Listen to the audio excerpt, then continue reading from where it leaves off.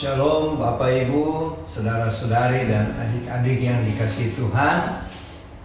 Selamat berjumpa lagi dalam ibadah dan perjamuan kudus keluarga Warlord Ministry yang diadakan pada hari ini di minggu yang baru, bulan yang baru, yaitu hari Minggu tanggal 2 Juni tahun 2024. Untuk itu jangan lupa sediakan roti dan anggur untuk perjamuan kudus sebentar ya. Dan marilah kita buka ibadah perjamuan kudus keluarga Warlord Ministry ini dengan meminta kehadiran Tuhan Yesus di tempat Bapak Ibu saudara-saudari dan juga di Sentul City. Mari kita berdoa. Bapa kami yang ada di dalam sorga, terpujilah namamu yang kudus, agung dan mulia ya Bapa.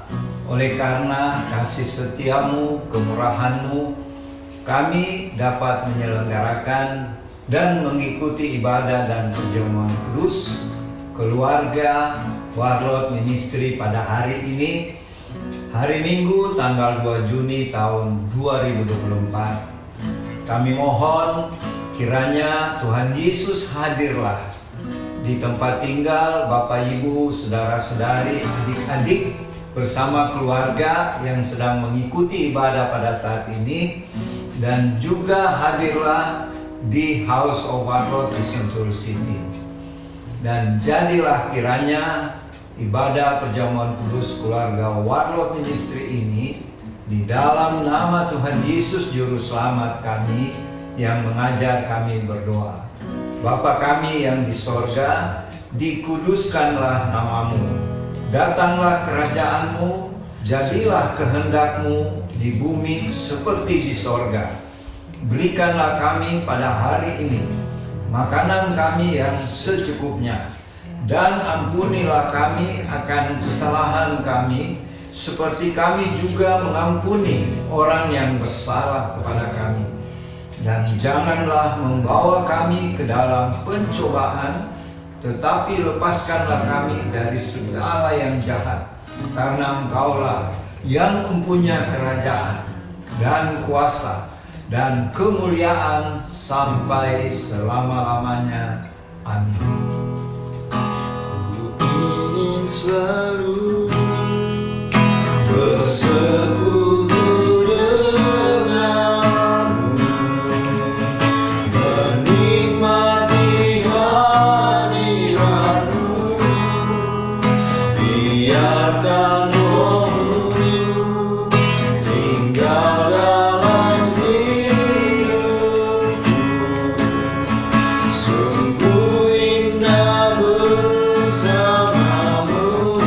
Selalu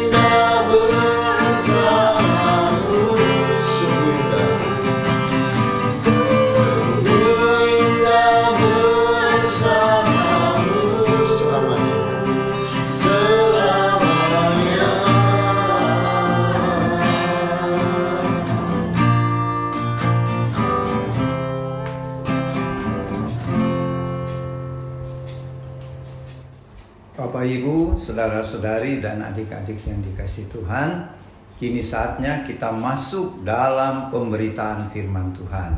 Untuk itu sediakan pembacaan Kisah Para Rasul pasal 9. Kita baca mulai dari ayat 32 sampai ayat 43. Kisah Para Rasul pasal 9 ayat 32 sampai 43. Sebelumnya mari kita mohon pimpinan Allah Roh Kudus. Kita berdoa. Bapa Sorgawi, terima kasih untuk waktu yang sangat berharga dan indah saat ini, di mana firman-Mu akan diberitakan. Untuk itu kiranya Allah Roh Kudus mengurapi kami, baik yang hamba-Mu yang akan menyampaikan firman-Mu, maupun kami umat-Mu yang mendengarkan. Sehingga firman-Mu tidak lewat sia-sia, tapi menjadi kekuatan, menjadi pedoman, bahkan berkat bagi kami sekalian. Berfirman-Lah ya Tuhan, kami siap mendengarkan dan melakukannya.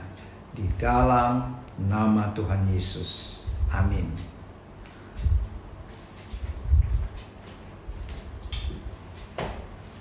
Kisah Para Rasul 9 ayat 32-43. Petrus menyembuhkan Eneas dan membangkitkan Dorkas. Pada waktu itu Petrus berjalan keliling mengadakan kunjungan kemana-mana. Ia singgah juga kepada orang-orang kudus yang tinggal di Lida. Di situ didapatinya seorang bernama Eneas yang telah 8 tahun terbaring di tempat tidur karena lumpuh. Kata Petrus kepadanya, "Eneas, Yesus Kristus menyembuhkan engkau. Bangkitlah dan bereskanlah tempat tidurmu." Seketika itu juga bangkitlah orang itu. Semua penduduk Lida dan Saron melihat dia, lalu mereka berbalik kepada Tuhan. Di Yope ada seorang murid perempuan bernama Tabita, dalam bahasa Yunani Dorkas. Perempuan itu banyak sekali berbuat baik dan memberi sedekah. Tetapi pada waktu itu ia sakit lalu meninggal. Setelah dimandikan, mayatnya dibaringkan di ruang atas. Karena Lida dekat dengan Yope, murid-murid yang mendengar bahwa Petrus ada di Lida menyuruh 2 orang kepadanya dengan permintaan, "Segeralah datang ke tempat kami." Lalu berkemaslah Petrus dan berangkat bersama-sama dengan mereka. Setibanya di sana, ia dibawa ke ruang atas. Semua janda datang berdiri dekatnya dan sambil menangis mereka menunjukkan kepadanya semua baju dan pakaian yang dibuat Dorkas waktu ia masih bersama mereka. Tetapi Petrus menyuruh mereka semua keluar, lalu ia berlutut dan berdoa. Kemudian ia berpaling ke mayat itu dan berkata, "Tabita, bangkitlah." Lalu Tabita membuka matanya dan ketika melihat Petrus, ia bangun lalu duduk. Petrus memegang tangannya dan membantu dia berdiri. Kemudian ia memanggil orang-orang kudus beserta janda-janda, lalu menunjukkan kepada mereka bahwa perempuan itu hidup. Peristiwa itu tersebar di seluruh Yope dan banyak orang menjadi percaya kepada Tuhan. Kemudian Petrus tinggal cukup lama di Yope di rumah seorang yang bernama Simon, seorang penyamak kulit. Amin.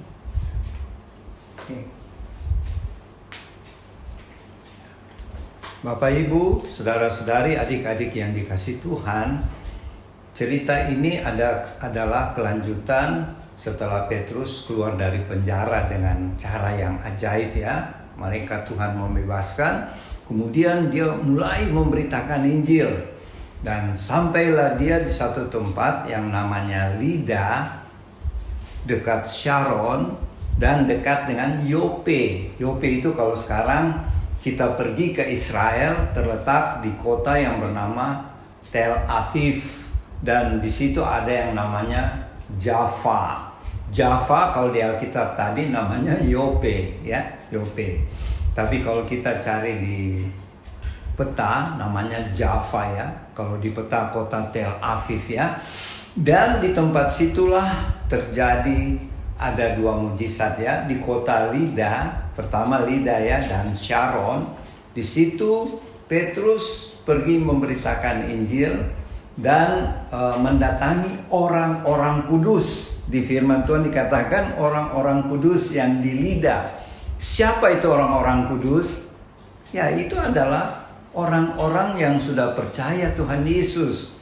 Jadi kalau kita sekarang sungguh-sungguh percaya Tuhan Yesus, Alkitab juga mengatakan kita ini orang-orang kudus ya. Jadi untuk menjadi orang kudus tidak susah ya. Percaya Tuhan Yesus, firman Tuhan katakan orang-orang kudus ya. Jadi pada waktu itu Petrus mengunjungi jemaat Tuhan di Lida ya, dekat Tel Aviv ya, di Israel. Dan ketika dia sampai di sana, dia bertemu seorang yang bukan orang Yahudi ya, bukan orang Israel, namanya Eneas. Eneas ini seorang pria yang berbangsa Yunani. Jadi bukan orang Yahudi ya. Eneas ini orang Yunani. Dan saat itu Eneas sudah sakit lumpuh. Jadi dia tidur saja di tempat tidurnya, tidak bisa bangun ya. Dan dia sudah lumpuh 8 tahun.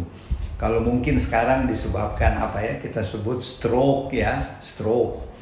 Dan 8 tahun kalau menurut kedokteran sekarang tidak sembuh lagi.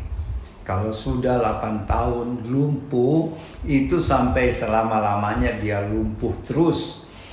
Tetapi keajaiban terjadi. Waktu Petrus melihat Eneas ini yang cuma terbaring di tempat tidur ya, Petrus berkata, "Hai Eneas, Tuhan Yesus menyembuhkan engkau. Bangkitlah, gulung kasurmu, gulung tempat tidurmu itu." Dan Eneas lakukan. Dan keajaiban terjadi, Eneas sembuh total. Tidak besok baru sembuh, nah, tidak. Total dan spontan, total dan instan ya. Tidak ada tunggu besok pelan-pelan dia sembuh, tidak. Padahal Petrus cuma katakan, Tuhan Yesus sembuhkan Anda. Sekarang bangkit. Bangkit dari tempat tidurmu yang kamu sudah tidur 8 tahun. 8 tahun lama ya, cuma tidur. Nggak bisa bangkit karena lumpuh. Nah itu keajaiban mujizat yang pertama yang dilakukan oleh Rasul Simon Petrus. Kemudian kita pindah lagi di kota yang bernama Yope dekat Lida ya. Itu ada seorang perempuan yang bernama Tabita. Jadi orang Yahudi dia, orang Israel. Tabita itu bahasa Yahudi ya. Tapi karena Alkitab kita ditulis dalam bahasa Yunani, maka kalau dalam bahasa Yunani, Tabita itu Dorcas. Jadi yang nama Dorcas itu Tabita ya. Apa artinya? Tabita atau Dorcas artinya rusa betina. Rusa betina atau gazelle. Gazelle ya. Itu nama lain dari Tabita atau Dorcas atau gazelle yang artinya rusa betina. Siapa ini Tabita atau Dorcas? Dia adalah seorang wanita perempuan yang modalnya cuma 2, yaitu apa? Jarum dan benang jahitan. Dia tidak punya apa-apa, tapi dia punya jarum jahit dan benang, dan dia menjahit baju-baju dari ibu-ibu yang ada di Yafa itu, atau Yope, atau Tel Aviv kalau Anda pergi ke Tel Aviv ya. Dan di situ si Tabita atau Dorcas ini dia sangat murah hati. Dan dia disebut murid-murid Tuhan Yesus. Jadi Tabita atau Dorcas ini sudah menjadi murid Tuhan. Padahal dia orang Yahudi ya, orang Israel. Dan dengan modal jarum jahit dan benang jahit, dia membantu orang. Dan kota Yafa ini, kalau Anda pernah pergi ke Tel Aviv, itu di pinggir pantai ya. Jadi itu kota nelayan ya. Jaffa itu atau Yope itu adalah kota nelayan. Jadi pria-pria di Yope atau Jaffa ini pekerjaannya, profesinya pergi menangkap ikan di laut Mediterania. Jadi Jaffa ini terletak di pinggir laut Mediterania. Dan banyak pria-pria atau nelayan itu tenggelam, karam perahunya dan mati. Sehingga banyak wanita-wanita di Yope waktu itu menjadi janda-janda. Dan mereka miskin-miskin ya. Tetapi si Dorcas atau Tabita ini murah hati. Dia jahitkan baju-baju, ibu-ibu janda perlu baju. Dan kalau Tabita melihat mereka tidak punya uang, dia kasih gratis. Tidak usah bayar ya. Itulah kemurahan hati dari Tabita dan Dorcas. Dan satu kali dia sakit dan dia meninggal. Meninggal dunia. Sehingga ibu-ibu janda semua menangis karena mengingat kebaikan Dorcas ya. Tabita, kalau jahit baju sama dia tidak perlu bayar kalau tidak ada uang. Mereka ingat semua kemurahan hati Tabita. Sehingga mereka berpikir, panggil Petrus. Petrus ada di Lida. Lida dan Yope tidak jauh ya. Cuma perjalanan sekitar setengah jam. Jadi mereka pergi panggil. Kenapa mereka pergi panggil? Supaya waktu nanti pemakaman Tabita ada Rasul Petrus yang waktu itu ada di Lida yang telah menyembuhkan Eneas yang lumpuh ya, 8 tahun lumpuh, untuk memimpin ibadah pemakaman lah istilahnya. Dan kemudian Petrus dengar, wah Tabita sudah meninggal. Dia pasti tahu ya murid-murid Tuhan yang ikut Tuhan Yesus. Dia pergi ke Yope, ke Yafa, kalau sekarang Java, di Tel Aviv ya, pinggir pantai. Dan sesampai di sana, perempuan-perempuan janda ini kasih lihat sama Petrus, inilah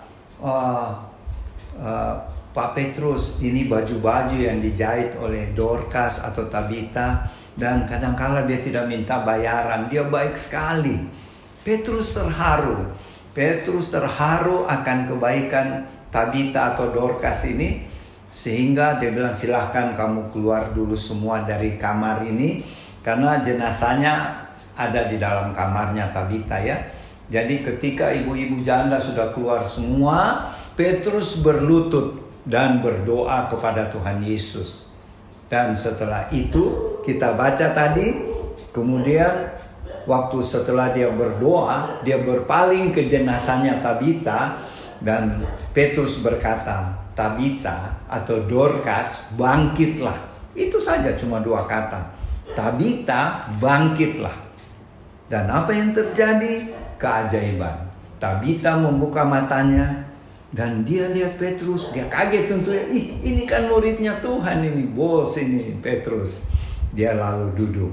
Kemudian Petrus memegang tangan Tabita, membantu dia berdiri. Kemudian dia memanggil semua jemaat Tuhan yang ada di Yope ini dan para janda. Dan semuanya mereka kaget karena Tabita sudah hidup kembali. Dan pada waktu itu orang di Yafa, di Tel Aviv banyak jadi percaya pada Tuhan Yesus.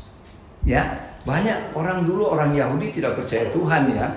Tetapi dengan 2 keajaiban ini, waktu di Lida Petrus menyembuhkan Eneas yang sudah 8 tahun lumpuh. Kita baca tadi di Lida akhirnya banyak orang-orang menjadi percaya Tuhan karena melihat keajaiban kesembuhan atas Eneas yang lumpuh 8 tahun. Kemudian peristiwa kedua terjadi di Yope atau di Yafa, Tel Aviv sekarang. Tabita dibangkitkan, Dorcas dibangkitkan dari kematian, sehingga terjadi lagi banyak orang-orang Yahudi bukan Yahudi yang tinggal di Tel Aviv, di Java, menerima dan percaya Tuhan Yesus. Apa yang kita bisa belajar dari pembacaan firman hari ini? Ada 2 hal. Pertama, kita lihat peristiwa kesembuhan orang lumpuh. Jadi Bapak Ibu saudara-saudari, adik-adik, mungkin pernah berkata ketika gereja menawarkan, ayo melayani Tuhan. Ayo sesuai dengan talenta yang Tuhan berikan, mari ikut melayani Tuhan di gereja. Banyak mungkin yang menolak, waduh kami tidak bisa, kami tidak mampu, ini belum panggilan. macam-macam alasan lah. Tapi kita lihat orang lumpuh pun, si Eneas yang lumpuh 8 tahun bisa dipakai Tuhan, membuat banyak orang jadi percaya pada Tuhan Yesus. Jadi orang lumpuh pun Tuhan bisa pakai. Apalagi kita yang sehat-sehat begini ya. Eneas saja yang sudah lumpuh 8 tahun tidak bisa bangun-bangun dari tempat tidurnya, bisa dipakai Tuhan luar biasa, sehingga orang di Lida dan Sharon, dua tempat itu, Lida dan Sharon berdekatan, semua dengar dengan kesembuhan Eneas, mereka jadi percaya pada Tuhan Yesus. Jadi Bapak Ibu, Saudara-saudara, adik-adik, kalau Tuhan sudah panggil kita untuk melayani, tidak ada alasan untuk menolak ya. Kita lihat Eneas yang lumpuh saja bisa membuat banyak orang bertobat. Itu satu ya. Yang kedua, Tuhan tidak lihat kita punya harta. Tidak.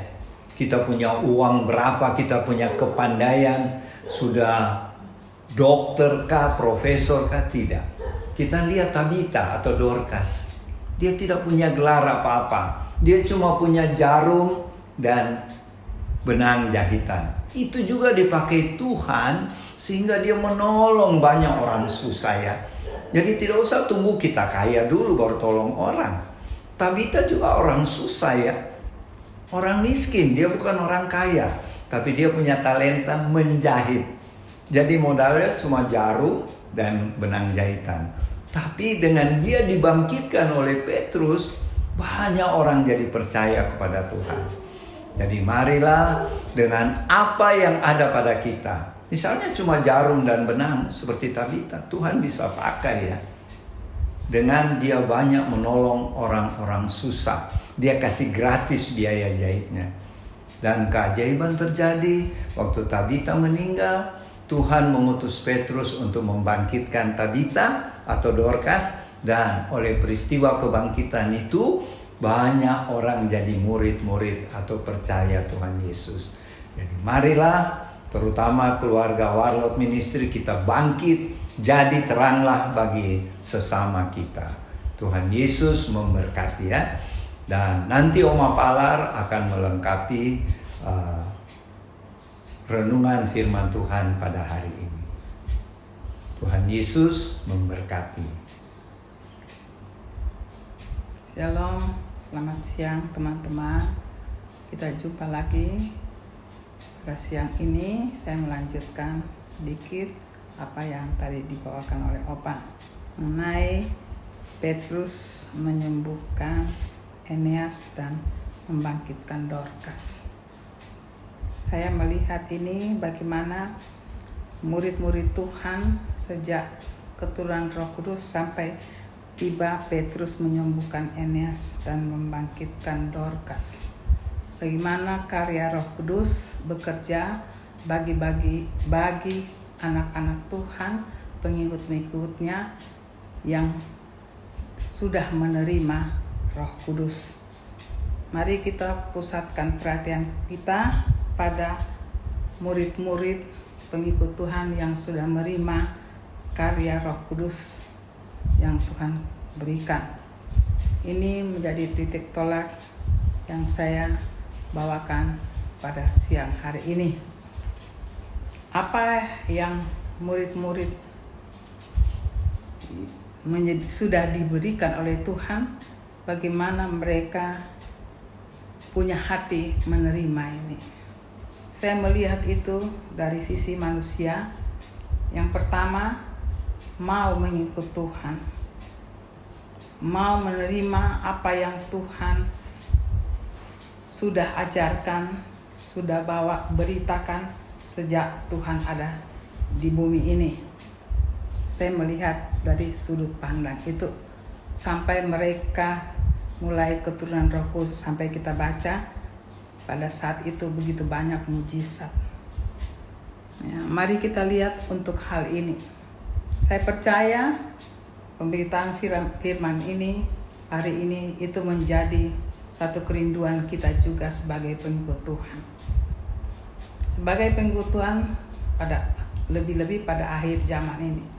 Saya percaya begitu banyak pengikut Tuhan, kita juga sebagai jemaat mau seperti itu, rindu akan hal ini.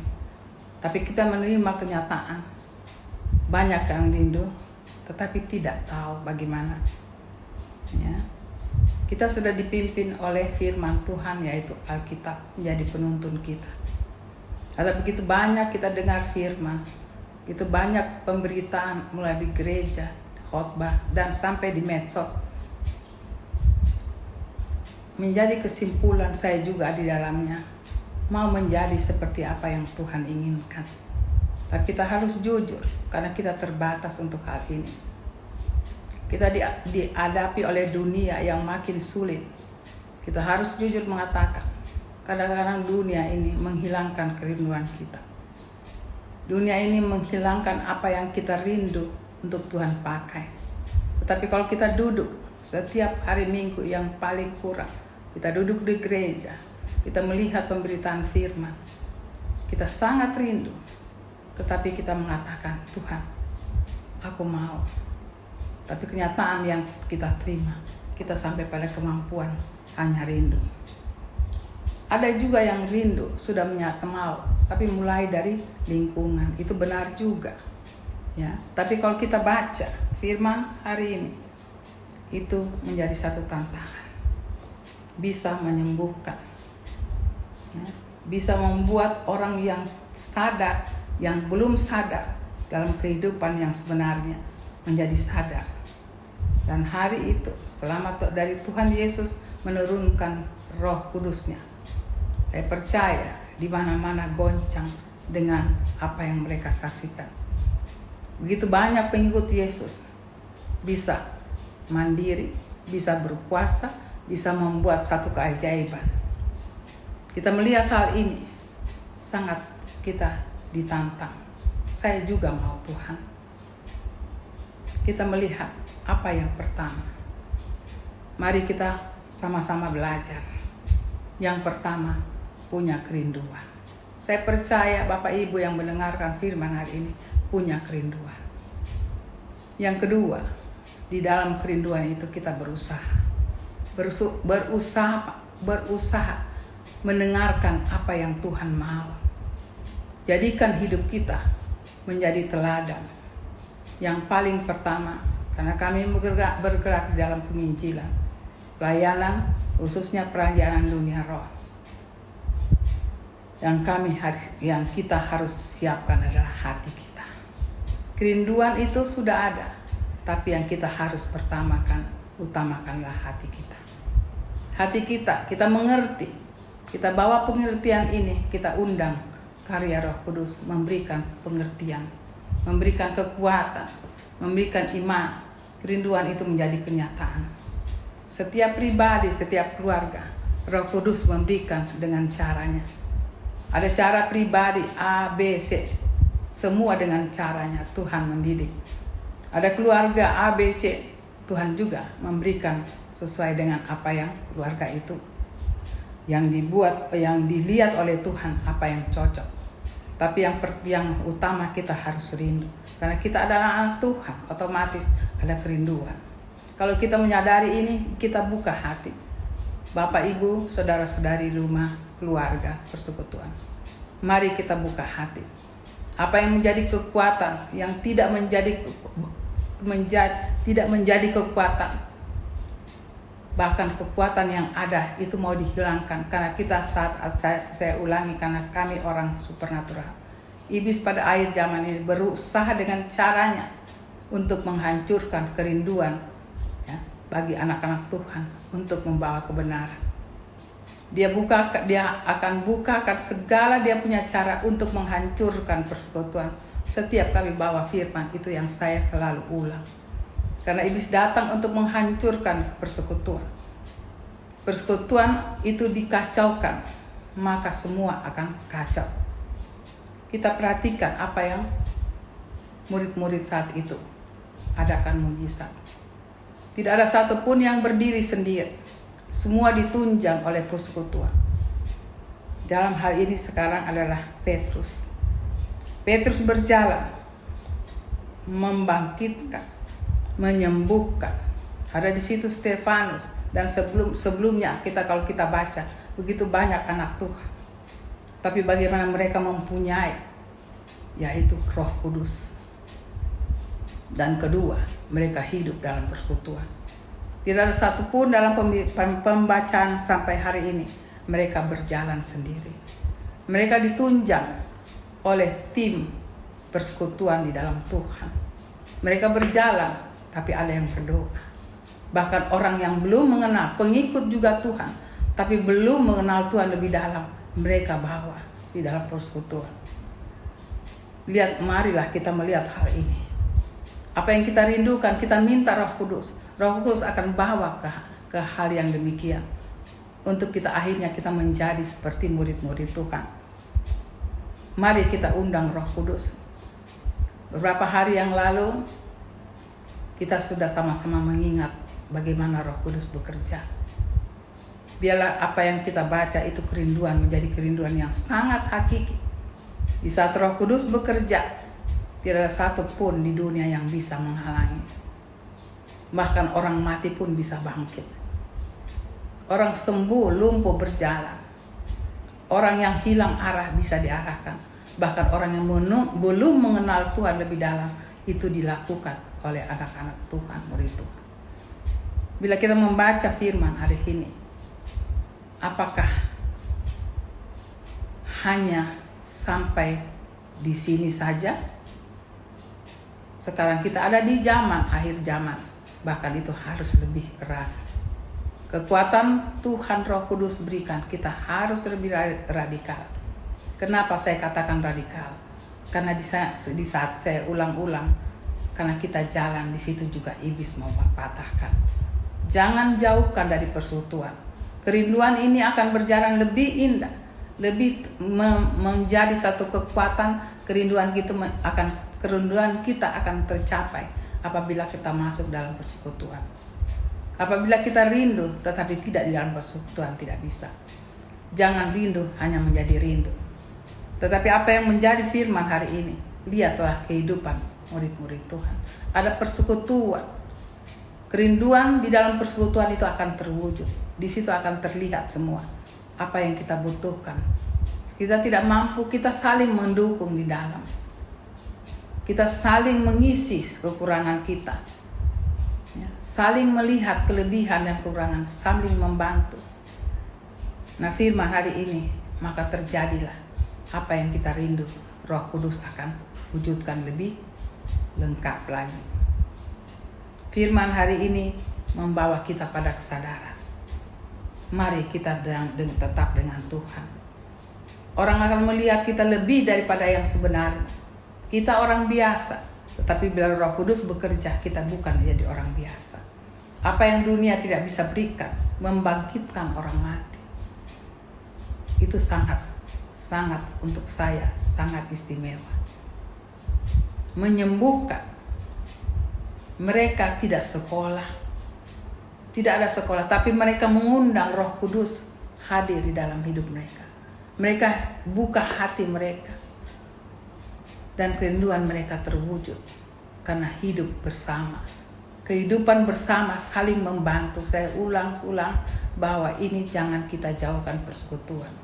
Bapak Ibu, persekutuan lengkap di dalamnya adalah wujud Tuhan. Kita mau cari Tuhan tidak usah jauh-jauh. Di dalam hidup kita dan di dalam persekutuan kita. Di situ juga lengkap kerinduan yang Tuhan akan mewujudkan, yang akan diwujudkan bagi kita, dan kita akan melakukan apa kerinduan kita. Tuhan akan memupuk kita. Mari Bapak Ibu, apa yang kita baca ini menjadi kerinduan, menjadi hal yang sangat hakiki untuk melayani Tuhan. Bawalah Injil kebenaran di dalam setiap kehidupan kita. Di tempat kita berada, kita berkarya, di situ kita nyatakan kuasa Tuhan. Bahkan dunia akan melihat terheran-heran. Apa yang menentang Tuhan, kita bisa menjawabnya. Karena Tuhan katakan, di saat kamu ditekan, di situ aku berbicara. Dan itu nyata Bapak Ibu. Mulai dari keturunan Roh Kudus sampai pembacaan ini, mari kita lihat kesimpulan anak-anak Tuhan berkarya. Tidak ada, saya ulang-ulang, tidak ada yang sendiri. Semua saling mengikat satu dengan yang lain. Semua saling membantu. Saya ulang-ulang di sini Bapak Ibu, karena setan tidak suka. Sekali lagi, setan tidak suka karya Tuhan. Setan mau bawa pengikut-pengikutnya. Kalau kita dalam persekutuan, kita akan terhindar. Saling mendukung dari kejahatan iblis untuk menghancurkan kita. Apa yang kita baca, mari kita miliki. Bertekadlah dengan kerinduan. Tuhan, aku rindu. Di saat kita rindu dalam persekutuan itu, akan sekali lagi Tuhan akan memberikan. Saya sedikit mengulang hal ini Ibu, karena itu saya sangat menekankan. Tidak ada cara lain, saya mau berbicara terlalu banyak kalau kami mau saksikan. Tapi kami simpulkan, iblis, perlawanan iblis dengan hal-hal ini sangat-sangat, karena kami ada di situ, supernatural. Dengan segala macam cara iblis mau patahkan Bapak Ibu segala karya Tuhan. Tetapi Tuhan katakan, aku mencari orang-orang yang merindukan aku, dan aku mau cari orang-orang yang mau aku pakai. Firman hari ini sungguh indah.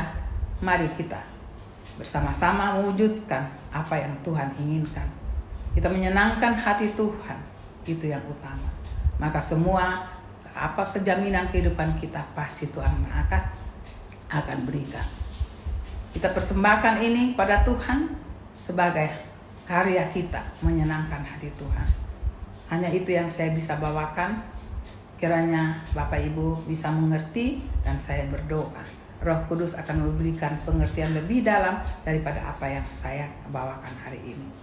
Kiranya firman hari ini dengan karya Roh Kudus, Tuhan Yesus dapat memberkati Bapak Ibu yang mendengarkan firman hari ini. Terima kasih, sampai kita jumpa lagi di minggu depan. Amin.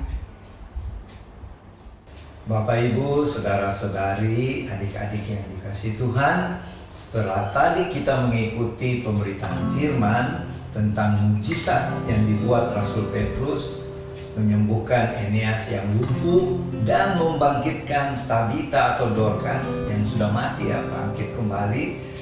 Marilah sekarang kita masuk dalam perjamuan kudus. Untuk itu jangan lupa sediakan hosti dan anggur. Dan sebelumnya mari kita minta pimpinan Tuhan. Kita berdoa. Bapa Surgawi, kami bersyukur karena tadi firman-Mu sudah diberitakan.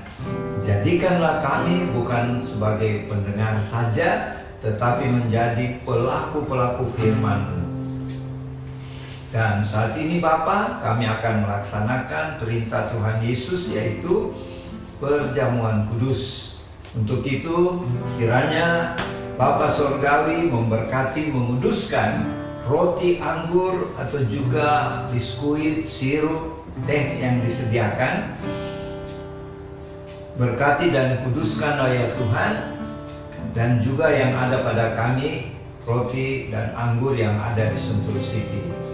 Dan pimpinlah perjamuan kudus ini Bapa, ampunilah sekali lagi dosa-dosa kami, dan sucikanlah kami dengan darah anak domba Allah, sehingga kami layak menerima tubuh dan darah Tuhan Yesus melalui roti anggur perjamuan kudus. Di dalam nama Tuhan Yesus. Amin. Sungguh ku percaya tiada yang mustahil. Mujizat masih ada dalam hidupku. Sembuhkan sakitku, pulihkan jiwaku. Mujizat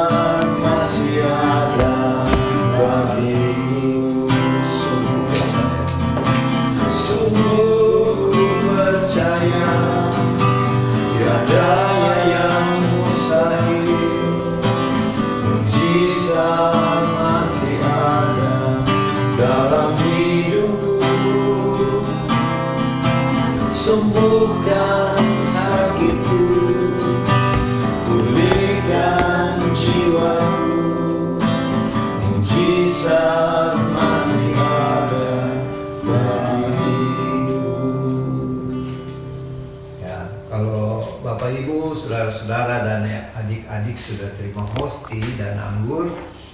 Dan pada hosti ada firman, silakan dibaca. Dan firman Tuhan ini merupakan nasihat buat pribadi masing-masing dan sekaligus secara global buat keluarga Warlord Ministry. Silakan dibaca masing-masing ya. Kami baca juga di Sentul City. Mazmur 91 ayat 2. Tempat perlindunganku dan kubu pertahananku, Allahku yang kupercayai. Matius 11 ayat 28. Marilah kepadaku semua yang letih lesu dan berbeban berat, aku akan memberi kelegaan kepadamu. Sama yang ini adalah kamu. Apa? Kan tempat perlindungan itu pertahanan. Ini Mazmur 91. Ya, kubu pertahanan ya. Tempat perlindungan dan kubu pertahanan kita adalah Allah ya. Jadi terakhir Yeremia 29 ayat 13. Tuhan berkata, apabila kamu mencari aku Tuhan, kamu kita ini ya akan menemukan Tuhan. Jadi janji Tuhan buat keluarga Warlord secara keseluruhan bahwa apapun terjadi di bulan Juni ini, karena banyak sekali profetik ya, ada katanya akan terjadi bencana-bencana besar. Indonesia katanya akan terjadi pertumpahan darah. Wah, macam-macam kalau lihat di YouTube ya. Nubuat-nubuat dari hamba-hamba Tuhan loh. Dan Kristen lagi mereka. Jadi kita tidak usah takut. Nubuatan boleh berjalan karena itu sesuai dengan apa? Nasihat Tuhan Yesus buat murid-muridnya menjelang kedatangannya kedua kali. Memang terjadi penganiayaan, bencana, tetapi kita punya apa? Kota benteng kubu pertahanan. Siapa? Tuhan Yesus. Jadi kita tidak perlu takut. Kita lari kepada Tuhan Yesus yang menjadi benteng kubu pertahanan. Artinya kalau kita pergi ke Tuhan, kita aman karena Dia seperti benteng ya, melindungi kita. Kemudian tadi begini. Marilah kepadaku Ya, semua. oleh sebab itu apapun masalah, apa tantangan, problem yang terjadi, mari kita datang kepada kota benteng kubu pertahanan, yaitu Tuhan Yesus. Maka Tuhan janji Dia akan memberikan kelegaan bagi kita yang sudah letih, sudah lesu karena banyaknya tekanan ya, depresi. Datanglah kepada Tuhan Yesus, Dia akan memberikan kelegaan dan penyelesaian.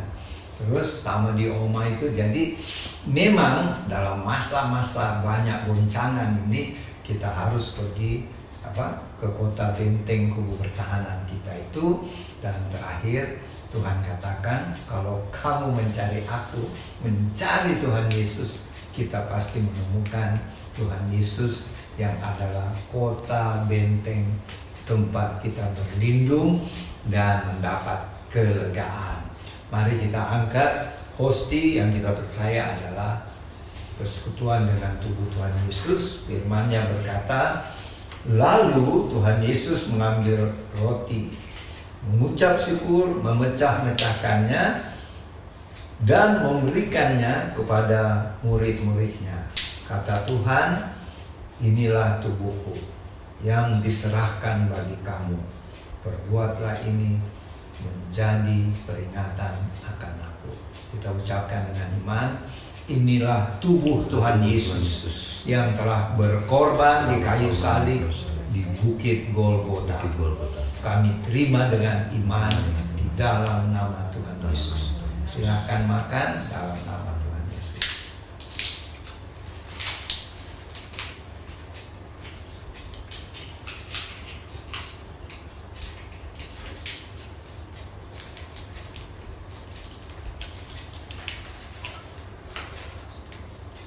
Kita angkat cawan perjamuan. Firman Tuhan berkata, demikian juga dibuat Tuhan Yesus dengan cawan sesudah makan. Tuhan berkata, cawan ini adalah perjanjian baru oleh darahku yang ditumpahkan bagi kamu. Kita katakan dengan iman, inilah darah anak domba Allah yang telah tercurah di kayu salib di Bukit Kalvari. Kami terima dengan iman dalam nama Tuhan Yesus. Silakan minum dalam nama Tuhan Yesus.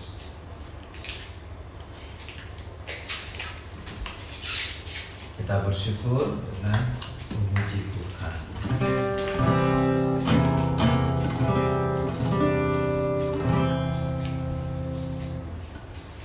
Engkau ajaib bagiku, tak ada yang tak mungkin bagimu. Kau yang telah berfirman dan semuanya jadi. Tuhan Engkau ajaib bagimu. Sekali lagi, Tuhan Engkau ajaib. Tuhan Engkau ajaib bagimu. Tak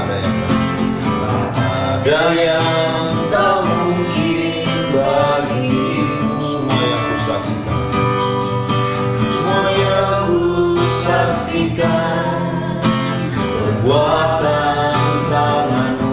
Tuhan Engkau ajaib bagiku. Sungguh ku percaya, sungguh ku percaya, tiada yang mustahil. Mujizat masih ada dalam hidupku. Sembuhkan sakitku, pulihkan jiwaku. Mujizat masih ada bagiku. Sekali Tuhan Engkau ajaib bagiku. Tak ada yang tak mungkin bagimu. Kau yang telah berfirman dan semuanya jadi. Tuhan Engkau ajaib bagiku. Sekali lagi, Tuhan Engkau ajaib. Tuhan Engkau ajaib bagiku. Tak ada yang tak mungkin bagimu. Semua yang ku saksikan, perbuatan tangan-Mu. Tuhan Engkau ajaib bagiku. Sungguh kami percaya, sungguh percaya, tiada yang mustahil. Mujizat masih ada dalam hidupku. Sembuhkan sakitku, pulihkan jiwaku. Mujizat masih ada bagiku. Saya sungguh percaya, sungguh ku percaya, tiada yang mustahil. Mujizat masih ada dalam hidupku. Sembuhkan sakitku, pulihkan jiwaku. Mujizat masih ada bagiku. Mujizat masih ada bagiku. Mujizat masih ada bagiku. Segala puji-pujian, segala hormat, dan segala kemuliaan dan syukur terima kasih kami yang beribadah saat ini kami persembahkan bagi Allah Bapa, Tuhan Yesus Roh Kudus, Tuhan kami ketiganya yang esa. Karena kami percaya Tuhan Yesus dari dulu, hari ini sampai selama-lamanya tidak berubah. Kalau dulu Tuhan melakukan mujizat demi mujizat, hari ini juga Tuhan akan terus melakukan mujizat-mujizat melalui hamba-hambanya, bahkan melalui kita masing-masing bila Tuhan berkenan memakai kita.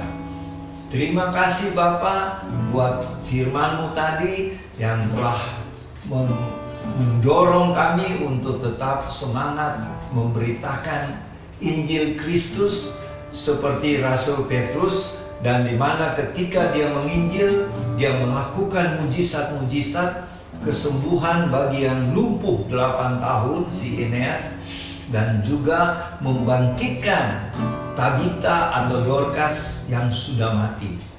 Terima kasih Tuhan, kami percaya mujizat-mujizat Tuhan tetap terjadi hari ini bahkan sampai selama-lamanya. Kami berdoa dan bersyukur bersama Bapak Ibu, saudara-saudari, adik-adik yang berbahagia karena hari ulang tahun hari ini 2 Juni 2024, bahkan di sepanjang minggu yang berjalan. Berkatilah dan sempurnakanlah sukacita, syukur dari Bapak Ibu saudara-saudari yang Tuhan telah berikan panjang umur, sehat-sehat, dan naik omsetnya di dalam bisnis dan di dalam bekerja, karirnya terus naik, dan bagi yang masih dalam studi, Tuhan akan jadikan berhasil dalam meraih cita-cita. Terima kasih Tuhan. Dan bagi Bapak Ibu, saudara-saudari, adik-adik yang sedang dalam permasalahan, mungkin itu mengalami masalah kesulitan keuangan, masalah di kantor, di tempat bisnis, ataupun di dalam tempat belajar, studi di sekolah atau di perguruan tinggi, Tuhan Roh Kudus berikanlah jalan keluar, solusi untuk masalah-masalah ini, kesembuhan yang ajaib terjadi, dan kami percaya bersama Roh Kudus Tuhan kami tidak ada perkara yang mustahil. Terima kasih Tuhan. Kami berdoa juga buat keluarga Warlord Ministry. Tuhan tetap pakailah kami, pulihkanlah kami untuk terus bersaksi, melayani, memberitakan Injil Kristus di saat-saat menjelang kedatangan Tuhan Yesus yang kedua kali. Tuhan, sekarang kami berdoa buat pemerintah bangsa kami. Berkatilah Bapak Presiden Joko Widodo dan keluarga. Berkatilah Wakil Presiden Bapak Kiai Haji Ma'ruf Amin dan keluarga. Serta berkatilah semua pejabat-pejabat tinggi negara kami, baik yang sipil, TNI dan Polri, mulai dari pusat Jakarta sampai ke pelosok-pelosok desa di negara kami ini. Tuhan tolonglah agar pemerintah kami, Tuhan curahkan roh takut akan Tuhan, sehingga pejabat-pejabat kami menjalankan pemerintahan dengan adil dan bersih, bebas dari korupsi dan ketidakadilan. Kami berdoa sekarang Tuhan buat instansi Polri yang menghadapi banyak masalah-masalah yang sulit dipecahkan. Kami mohon turun tangan Tuhan untuk tolong menyelesaikan perkara-perkara yang rumit, yang sengaja diputarbalikan, karena ada orang-orang tertentu yang mungkin punya keuangan yang dia bisa atur segala masalah, yang benar menjadi salah, yang salah menjadi benar. Tuhan, kami percaya ketika Tuhan memakai Polri, kejaksaan, dan pengadilan kami, maka kebenaran akan ditegakkan. Terima kasih Tuhan, terima kasih. Berkatilah Bapak Ibu, saudara-saudari, adik-adik yang mengikuti ibadah perjamuan kudus keluarga Warlord Ministry pada hari ini, yang sedang dalam studi. Tuhan tolong agar dapat menyelesaikan studi dengan baik. Yang sedang bekerja, Tuhan bantu terus sehingga karir dalam pekerjaannya terus meningkat. Dan yang ada di dalam bisnis, Tuhan tolong agar omsetnya meningkat terus karena ada tangan Tuhan yang menolong. Terima kasih Tuhan, dan kami sekarang mau menerima berkat daripadamu. Kiranya berkat-berkat Allah Bapa yang berlimpah-limpah, kasih karunia dari Tuhan Yesus Kristus Juru Selamat kami, dan persekutuan dengan Allah Roh Kudus menyertai Bapak Ibu, saudara-saudari, adik-adik bersama keluarga masing-masing, dan menyertai kami yang ada di Sentul City mulai hari ini sampai Maranatha Tuhan Yesus datang kembali, bahkan sampai selama-lamanya, di dalam nama Tuhan Yesus. Amin. Ibadah sudah selesai. Sampai berjumpa lagi minggu depan tanggal 9 Juni tahun 2024. Tuhan Yesus memberkati. Shalom.